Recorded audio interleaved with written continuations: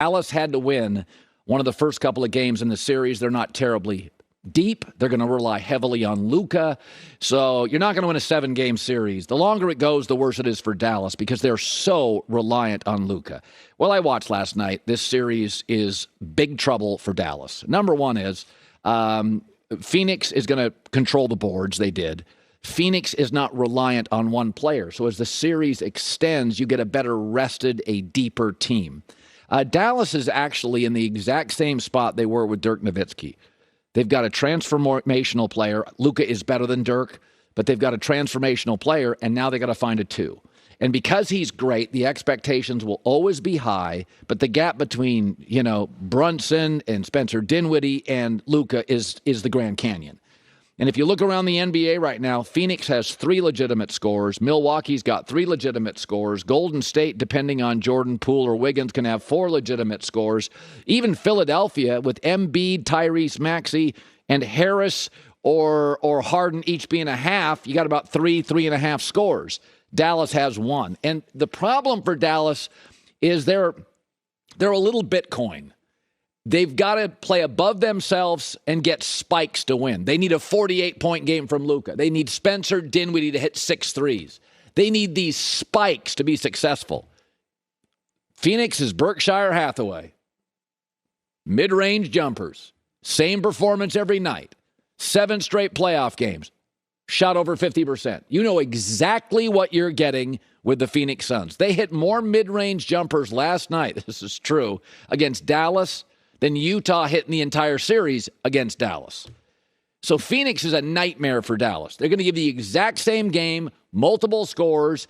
Everybody's got a role. They don't need any spikes to win. Nobody has to be amazing to win. Dallas needs guys to play over their head to get these 8 3-point quarters. They've got to get some big breaks. They're going to be up and down in this series. And despite last night's score, I watched every second, it wasn't very competitive.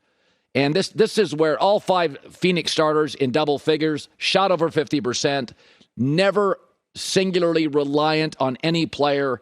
So Phoenix is a really tough matchup. We always look in the NBA at star power, but what you see is Phoenix's chemistry on both ends of the floor is fantastic. And it's funny how chemistry works.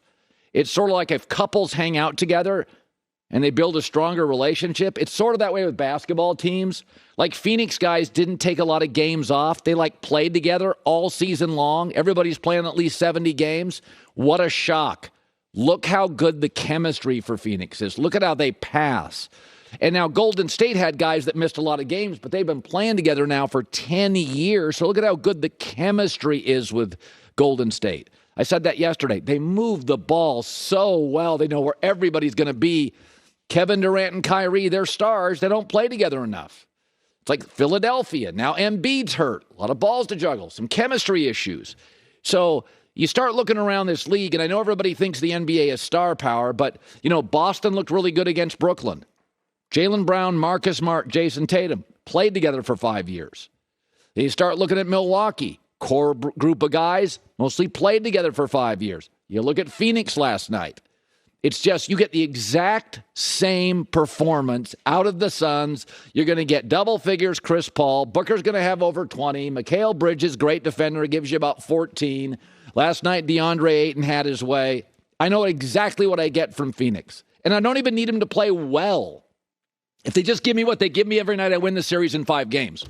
Dallas may steal a couple games. Dinwiddie gets hot. Jalen Brunson plays over his head. But I watched that thing last night, and as Jason Kidd said after the game, you got to give him something more than Luka. He got whatever he wanted. When you look at the shots, in the paint, behind the arc, mid-range, and then also I thought he got his teammates some great looks that we normally have made. But I thought he played great. We just got to help him get someone, to join the party. As it was with Dirk, as it'll be with Luka. When they find that great 2, then it's a championship team. Until then, feels like Bitcoin to me. If you're like me, you're not leaving the house much this month. It's the draft. It's NBA playoffs. It's so good. There's so many. With the transfer portal, USC could get another player, and you got to watch the news. It's the way the world is. You can't leave the house. Well, you can order a car now at driveway.com. You don't have to. At driveway.com, you can browse from over 25,000 new and used vehicles, all inspected by experts. No haggle prices, all with transparency. You get pre-approved for financing, quick and easy. Shop confidently. And when you've made your decision, driveway.com delivers it right to your driveway. So if you're still in the bubble, think about this. A 7-day no-hassle money-back guarantee? Yep, they have that too. Slam dunk. Doesn't matter if you're in Michigan, Arizona, Iowa, Oregon, or Virginia, anywhere in between. Shop for your next car at driveway.com. It's auto done easy. All the financing on approved credit. Again, that's driveway.com. Much quicker work. Joel Embiid is out, and last night the Sixers really needed a gem from James Harden, and they got 5 for 13 in lousy defense, and this is now what he is, and we've got to be okay with that. When it goes downhill fast as a pro athlete. In the bubble season, he averaged 30 a year. It wasn't long ago, 4 years ago, he was an MVP. But in the last 11 playoff games, he's been held under 25 points, and this is who he is. He is no longer a 1, and frankly, very quickly, he is now no longer a 2. He could be a 3 in a championship team. He closed too many nightclubs, he didn't take care of his body, and he's only 32. That is not coincidentally the age of Cam Newton when he fell off a cliff, and Russell Westbrook's age when he fell off a cliff. If you don't take care of your game, and you don't take care of your body, sometimes it's both, sometimes it's Cam just one, it ends quickly. He is now 32 and 33. That's the age, 10 years of either neglect or just not staying current. That's what my wife always says. Stay current. Westbrook didn't, struggled to hit the 3. Cam's efficiency now is a huge liability. And James Harden just didn't stay in shape. Now, here's the good news. He can still be impactful. He can still be part of a great team. There are nights, he can facilitate better now. But the thing I think if you're a Philadelphia 76er fan, the good news is he's got some self-awareness. He knows what he is. So I went and looked up this morning. He doesn't have a single game as a 76er with over 20 shots. Westbrook's still living in the tunnel. Carmelo forever lived in the tunnel. Harden's like, I'm not a 20-shot-a-game guy. I can't get those shots. So he can still be impactful. He can still be part of a championship team eventually. But they needed him last night, and he's just not there.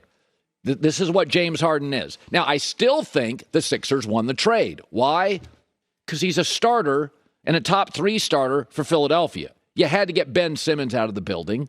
You're not going to play Andre Drummond much in a big spot late in the game, so the Sixers won the trade. But maybe it's not the slam dunk because he's a limited player. And if you combine Embiid's injuries with Harden's pretty fast erosion, he struggles now to get by people like he once did. This is not a championship team. If Embiid comes back, they can be a really good team, but Embiid's going to be hobbling through these playoffs even if he does come back.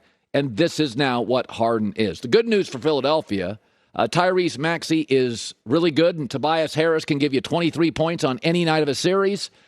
But this is the reality of being a pro athlete. When you don't stay current, either you don't keep up with your game, you don't refine it, you don't sandpaper it every year, or you don't take care of yourself. The numbers like 32, 33-year-old, Cam Newton wasn't very far removed from an MVP. Off the cliff. Like couldn't beat out Mac Jones. We'll just get him out of the room. Westbrook. It was the last 3 stops have been painful. And it's not as painful for Harden because he can still hit jumpers, but he can't get by guys. He just can't get by him. He can't get the shots. He knows he can't get the shots. And here's James. They needed a big game. They didn't get it. They're down now, and here's what he had to say. I think I can be a little bit more aggressive. They did a really good job of just boxes and elbows, showing their bodies and crowding the ball when ball screens came. So we'll watch film, find ways to get better. But I think, the shot making is what opens up the floor for our entire team. We make a couple shots, then that floor opens up a little bit more. Schematically, what did Miami do to prevent you from getting to the free throw line as often as you do?